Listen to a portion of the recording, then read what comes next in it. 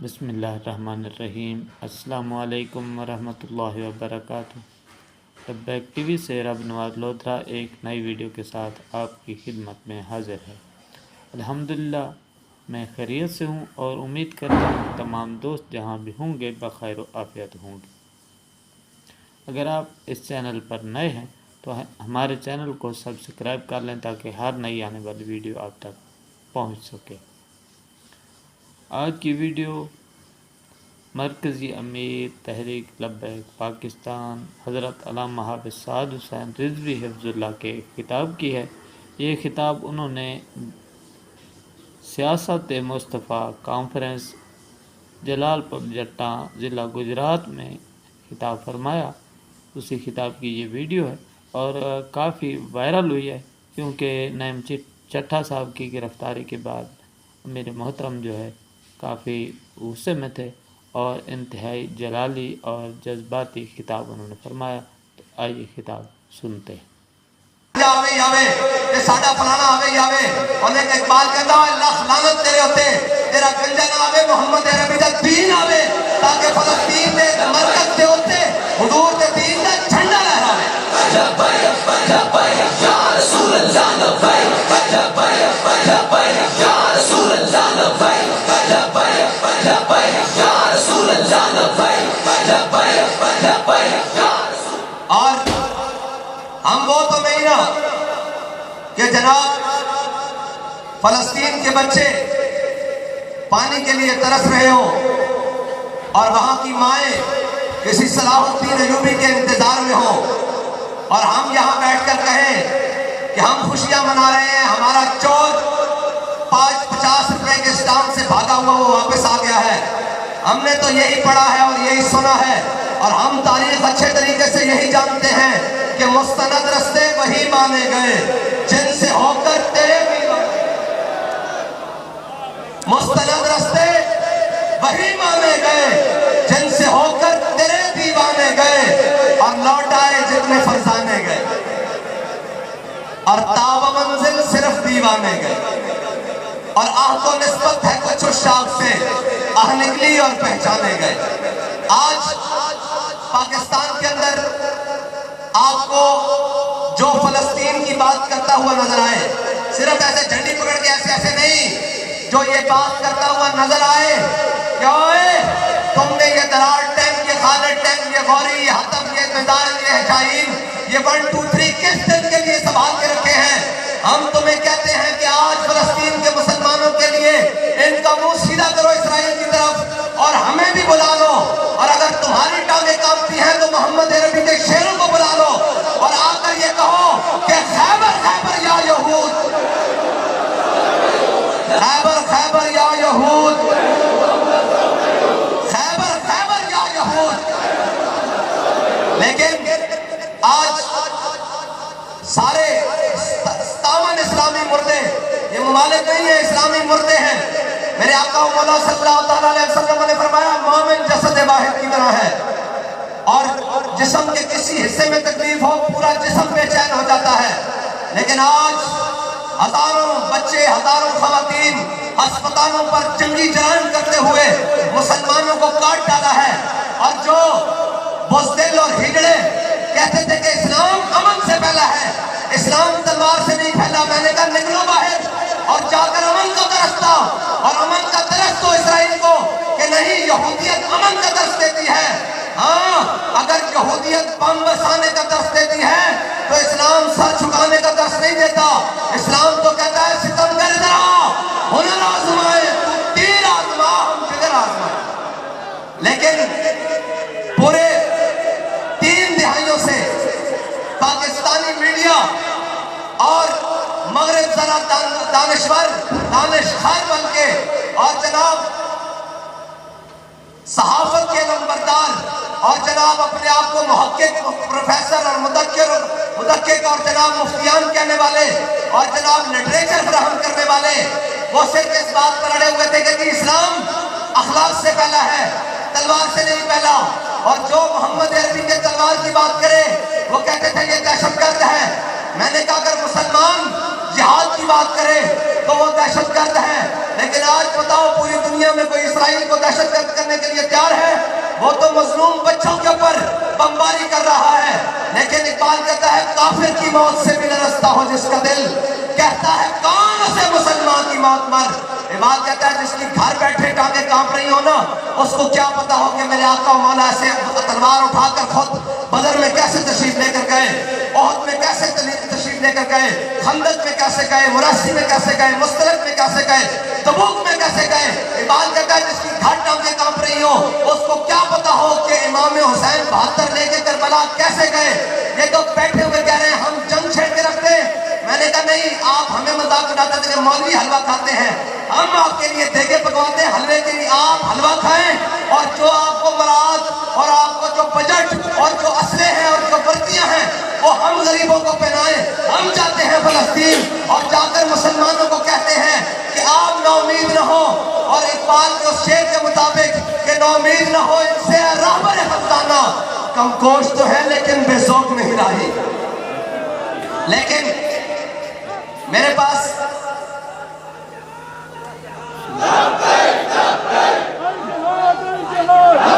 بھائی آپ تھکے بیٹھے ہیں تو میں سفر کر کے آیا ہوں، میں آپ سے زیادہ تھکا ہوں، میں نے پھر جلسوں میں جانا ہے۔ میری بات سنو، ایسے نہیں ایسے نہیں ایسے نہیں۔ اعلیٰ حضرت نے فرمایا شور تکبیر سے تھر تھراتی زمین، جنبش جیش نصرت پہ لاکھوں سلام، اور نعرہ ہائے دلیروں سے بند گونجتے۔ یہ یورپی مورخ ہے، ہیڈ لیم اس کا نام ہے، اس نے کہا صلاح الدین ایوبی کبھی بھی صلاح الدین ایوبی اسلحہ کے اعتبار سے، کمک کے اعتبار سے، فوج کے اعتبار سے، ریزرو کے اعتبار سے، کسی بھی افرادی قوت کے اعتبار سے، اسلحہ کے اعتبار سے، جدت کے اعتبار سے کبھی بھی صلاح الدین ایوبی جناب عیسائیوں جرنیلوں کے آگے اور عیسائیوں فوجوں سے کبھی بھی طاقتور نہیں ہوا۔ اس نے کہا پھر تم شکست کیوں نہیں دے سکے؟ صلاح الدین ایوبی مصر سے نکلا اور جا فلسطین میں اسلام کا جھنڈا گاڑا، تم اسے شکست کیوں نہیں دے سکے؟ اس نے کہا ایک بات سمجھ میں نہیں آئی۔ اس نے کہا کیا بات ہے؟ اس نے کہا جب صلاح الدین ایوبی کی فوجیں سامنے آتی تو ہماری 25 صفیں ہوتی اور اس کی 5 صفیں ہوتی، بلکہ ہم مسلمان فوجیوں کو شہید کرتے، صلاح الدین ایوبی کی جناب فوج کی تیس اڑا دیتے، اس کی کئی صفیں ہٹا کر رکھ دیتے، ہمیں آج پار نظر آنا شروع ہو جاتا۔ پھر اس نے کہا کہ تم اس پر فتح کیوں نہیں پا سکے؟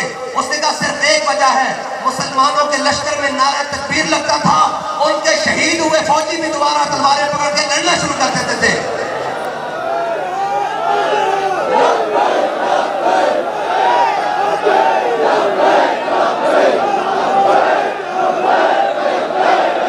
ساؤنڈ نہیں چلانا بھائی، ان کی آواز سنیے لبیک کی۔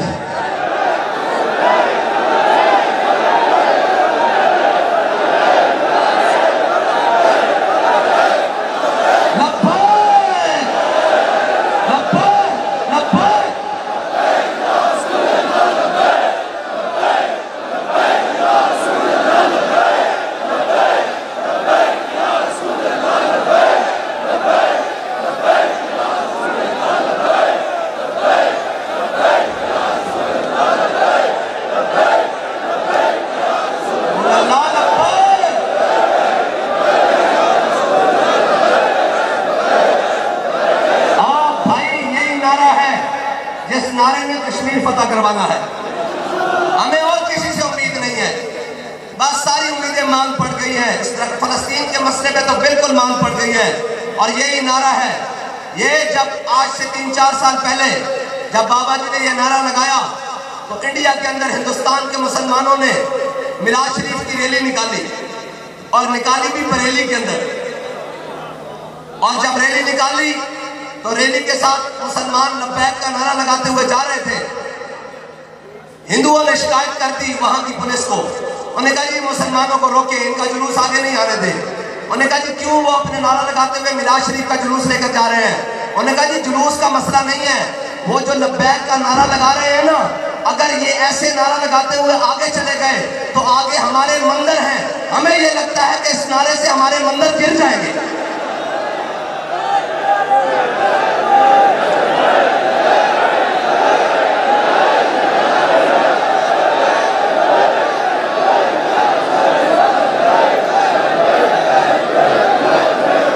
یا رسول اللہ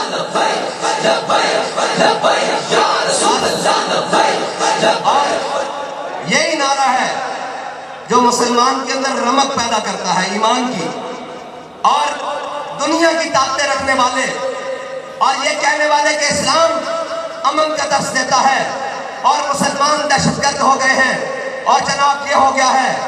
آج کسی نے اٹھ کر کہا ہے کہ کوئی یہودی دہشت گرد ہو گیا ہے، کسی امریکی نے، کسی یہودی نے کہا ہے کہ یہودی دہشت گرد ہو گئے ہیں، لیکن کلمہ پڑھنے کے بعد بے یقینے ہو کر خود تلوار اٹھا نہیں سکتے، خود محمد عربی کے دین کی بات کر نہیں سکتے۔ اور میرے آقا مولا صلی اللہ تعالیٰ علیہ وسلم نے میدان احد میں ایسے کر کے تلوار بلند کی، ایسے اوپر ہاتھ میں تلوار بلند کی، فرمایا کون ہے جو اس کا حق ادا کرے گا؟ بہت سارے صحابہ آگے آئے، حضور نے تلوار عطا نہیں کی، اتنی دیر میں ابو دجانہ سامنے آ گئے، کیا یا رسول اللہ اس کا حق کیا ہے؟ میرے آقا مولا صلی اللہ تعالیٰ علیہ وسلم نے فرمایا اس کا پہلا حق یہ ہے کہ یہ جس کے ہاتھ میں ہو وہ میدان سے نہ بھاگے۔ انہوں نے کہا یا رسول اللہ اس کا دوسرا حق کیا ہے؟ فرمایا یہ اللہ اور اس کے رسول کے دشمنوں کے خلاف اتنی چلے کہ ٹیڑھی ہو جائے۔ انہوں نے کہا یا رسول اللہ اس کا تیسرا حق کیا ہے؟ میرے آقا نے فرمایا یہ کسی عورت بچے اور مظلوم پر نہ چلے۔ انہوں نے کہا یا رسول اللہ یہ تلوار مجھے عطا کر دے، یہ تلوار مجھے عطا کر دے۔ حضور نے تلوار عطا کر دی۔ حضرت ابو دجانہ ایسے مسلمانوں کی صفیں، ایسے حضور کے غلاموں کی صفیں، صحابہ کی صفیں لگی ہوئی، اور ایسے حضرت ابو دجانہ نکلے ایک جانب سے اور پوری صفوں کے آگے سامنے کافر کھڑے ہیں، ایسے پہلوانوں کی طرح ہاتھ کھول کر پہلوانہ چال چلنے لگے، کبھی دائیں سے بائیں، کبھی بائیں سے دائیں۔ جب جا رہے تو میرے آقا مولا صلی اللہ تعالیٰ علیہ وسلم نے دیکھا اور یہ ساتھ میں پڑھ رہے کہ الذی آہدنی خلیلی ونحن بالسبق لدن نخیلی اللہ قوم الدہر فی القیولی اضرب بسیف اللہ والرسولی۔ کاج کھجوروں کے جھنڈ میں اپنے آقا مولا صلی اللہ تعالیٰ علیہ وسلم سے وعدہ کیا ہے آج کے بعد پچھلی صفوں میں نہیں کھڑے ہونا، اگلی صفوں میں کھڑے ہونا ہے، اور اگلی صف میں کھڑے ہو کر اپنے آقا مولا صلی اللہ تعالیٰ علیہ وسلم کے دشمنوں کو کاٹتے رہنا ہے۔ جب حضور نے دیکھا کہ ابو دجانہ بڑی آکڑ کے ساتھ تکبرانہ چال چل رہا ہے تو میرے آقا نے فرمایا اللہ کو یہ چال بڑی ناپسند ہے لیکن اس کے دشمنوں کے سامنے پسند ہے۔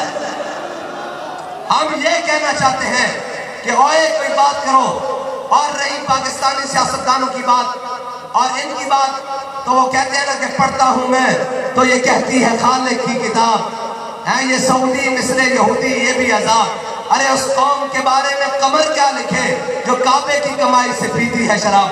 ہم ان کے بارے میں کیا لکھیں جو پاکستان کو لوٹ لوٹ کر اور پاکستان کے بقیے ادھیڑ کر لندن اپارٹمنٹس اور جناب سرے محل بنا کر آج سارے جناب دام گرنے کے باوجود بھیڑیا اس امید پر آیا ہے کہ مجھے نیا مال اور نیا گوشت قوم کا خون چوسنے کو ملے گا، اور پاکستان کی جناب قرارداد پاکستان جہاں پیش کی گئی مینار پاکستان کے سائے میں کھڑے ہو کر کہتا ہے کہ جناب مجھے سمجھ نہیں آ رہا میں کہاں سے شروع کروں۔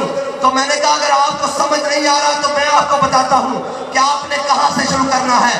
آپ جناب قرض اتاروں ملک سواروں سے شروع کریں، آپ احمد قاسی کو امریکہ کے حوالے کرنے سے شروع کریں، آپ کارگل کے شہداء اور غازیوں کی پیٹھ میں چھڑا کھونپنے سے شروع کریں، آپ جناب ہوائی جہاز بھر کر سعودیہ بھاگنے سے شروع کریں، آپ جناب عافیہ صدیقی کو امریکہ کے حوالے کرنے سے شروع کریں، آپ 50 روپے کے اسٹامپ سے علاج کے نام پر ملک سے لندن بھاگنے کی روایات شروع کریں، اور آخری اخیر ہم آپ کو بتائیں گے کہ یہ پاکستان کا پیسہ لوٹ کر سرے محل اور لندن میں اپارٹمنٹس کس نے بنائے ہیں؟ قوم کی زمین کا سودا کس نے کیا ہے؟ قوم کے بچوں کو 2 وقت فیڈر چھین کر اپنے عیاشیوں اور بدماشیوں کے سامان کس نے پیدا کیے ہیں؟ قوم کی عزتوں کو پامال کر کر غیروں کے ہاتھوں پر بیعت کس نے کی ہے؟ اگر تمہیں نہیں پتا تو ہم تم کو بتاتے ہیں، اور یہ ہم تم کو بتا کر رہیں گے کہ ملک کے غدار تم ہو، کشمیر کے غدار تم ہو، کشمیر کے سوداگر تم ہو، ہم محمد عربی کے غلام ہیں، ہم پیڑ بائی پاکستان ہیں، اور ہمارا جینا مرنا پاکستان میں ہے، اور ہمارے علاج بھی پاکستان میں ہے، ہمارے بچوں کی تعلیم بھی پاکستان میں ہے، ہمارا مستقبل بھی پاکستان میں ہے، ہماری جائیدادیں بھی پاکستان میں ہے۔ اور کھڑے ہو کر کہتا ہے کہ میں قوم کے لیے آیا ہوں۔ میں نے کہا جو اپنی ماں کو کوریت کرا دے وہ قوم بھی اتنی ساتھی اور وہ کھڑی ہو کر کہے کہ یہ ہمارے لیے آیا ہے، اور نعرہ لگ رہا ہے یقین سے امید سے یقین تک۔ میں نے کہا امید سے یقین تک نہیں، پلید سے لعین تک۔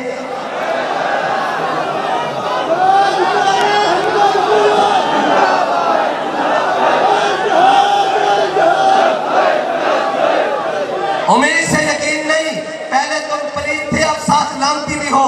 ابھی تو بہت ساری چیزوں کا حساب تم سے باقی ہے۔